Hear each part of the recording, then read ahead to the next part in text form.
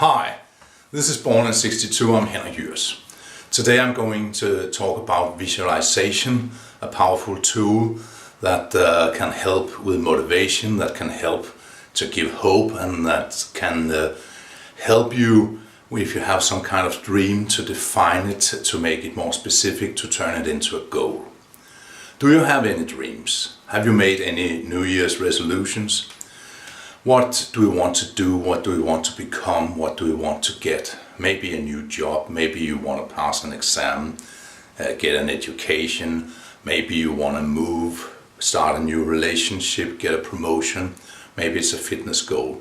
But whatever, if it's something that takes a lot of energy, it takes a lot of time, it takes a lot of effort, you need motivation to bring you on to get to the goal. Maybe it's something that will take you 3, 4, 5 years, and to keep going, keep grinding towards that goal for all that time, you need a lot of motivation.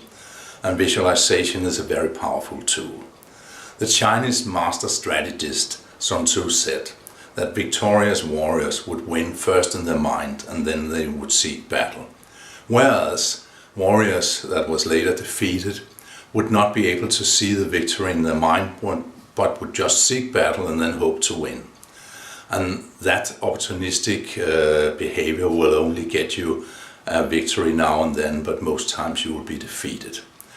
And it is so with all people. If we are not able to imagine that we actually succeed, then the possibility that we do succeed is not great, really. So visualization is a key to motivation and to actually know what you're going to do to win. So how do we do it, and why do we do it, and what can we do to get this to work for us? First off, most of us think in both words and pictures. When evolution set in and man began to be able to actually imagine stuff, and there's a big difference between humans and animals in that respect, that some animals, intelligent animals, can imagine solving a kind of task by going step by step a little bit forward. Crows can solve tasks with several steps, but they cannot imagine something quite different from the life they have now. Humans can do that. And that ability, when we developed that, we didn't have any language yet. So our thoughts, when we create, when we imagine, is in pictures or small films, so to speak, moving pictures in our minds. Whereas the internal dialogue we have is often in words, but it is not as powerful as the pictures. And underneath that dialogue in words lies emotions and pictures. So we are going to work on that level in your brain where we can create pictures and see something in our minds. And it is like Sun Tzu's warriors, just that if you cannot picture something, you will not be able to create it. You have to see it in your mind first and then do it. So how do we proceed? How do we actually do it? Most people are able to daydream, meaning that when you start wanting something, whatever it is, you start thinking about it, daydreaming about it, and that process is actually the process we're going to make more structured. So first off, you have a goal. Let's assume you are going to take some kind of education, you will pass an exam. And let's imagine that it will take you 3 or 4 years to accomplish that. So this is a very specific, defined goal. Either you pass the test and get your certificate, or you don't pass the test and you don't graduate.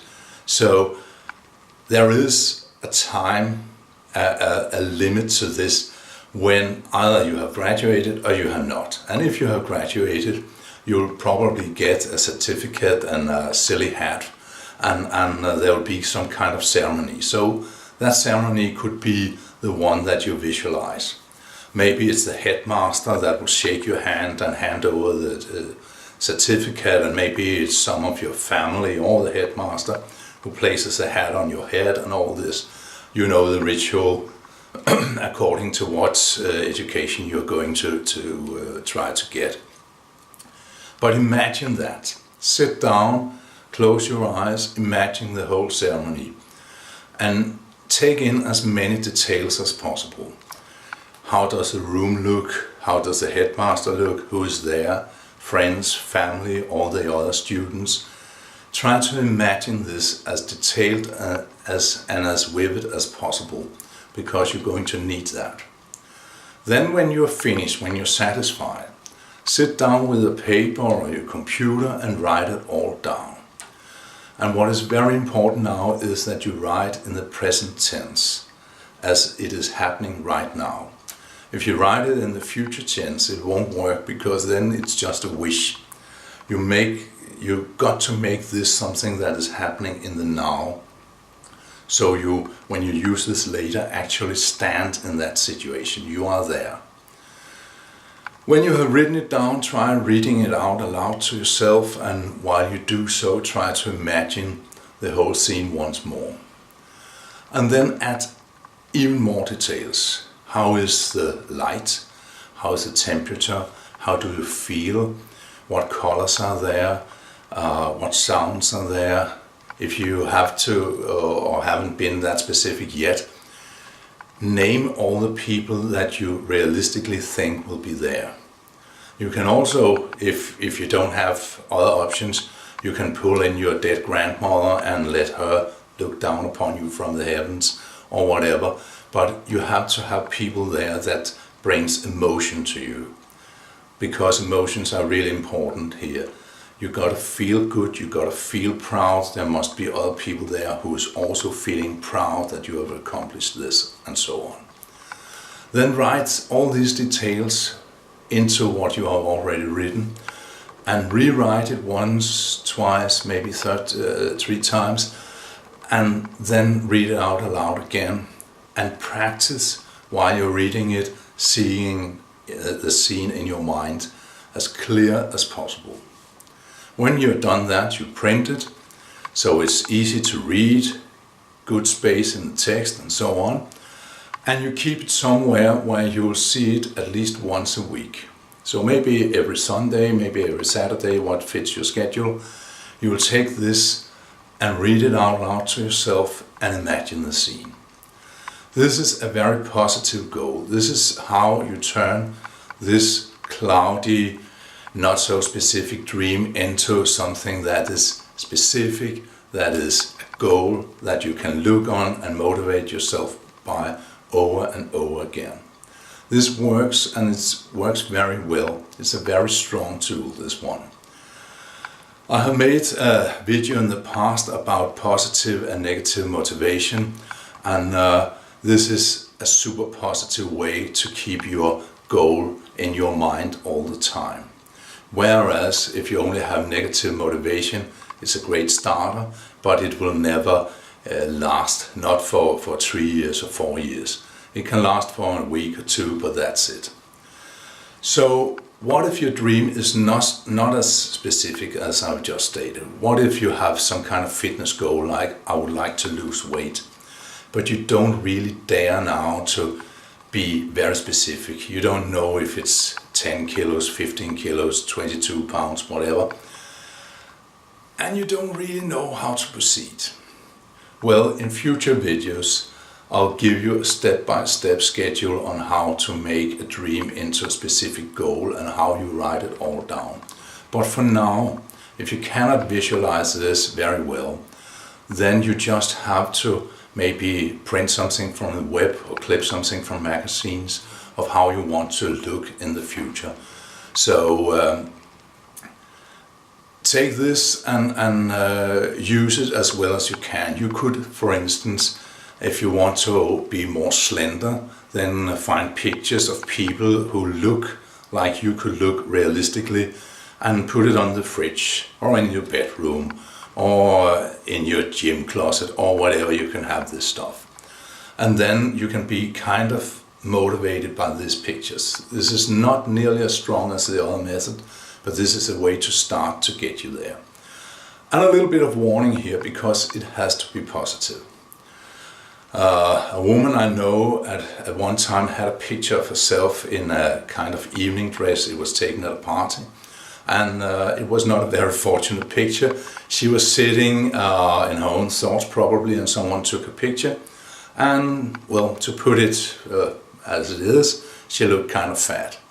And she had printed that picture and put it on her fridge, and she had written the word on top of the picture.